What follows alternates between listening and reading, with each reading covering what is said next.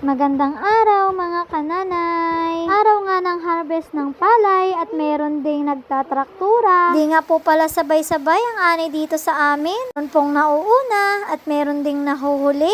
Sa mga nauna ay nagtatraktura na nga po sa ngayon. Kaya napakarami ng tao ngayon na dumadayo dito sa amin. Siyempre dagdag kita nga rin po. Ako nga po ay napakasaya dahil marami nga pong bumibili ngayon sa tindahan. Hindi lang po yun. Dito rin nga po pala ang mga namimili ng palay. Ang biyahirong may dalang malalaking sasakyan. Nakakapagod nga rin po talaga ang maghapon na ganitong halos hindi nga makaupo. Pero syempre kahit ganun ay sulit naman kahit pagod. Kahit nga nagmamantika na ang mukha ay hindi nga makahilamos. Pasok labas nga ako ng aming bahay at ng tindahan dahil nga nandoon ang aking ref. Doon nga po nakalagay din ang malalamig na mga soft drinks.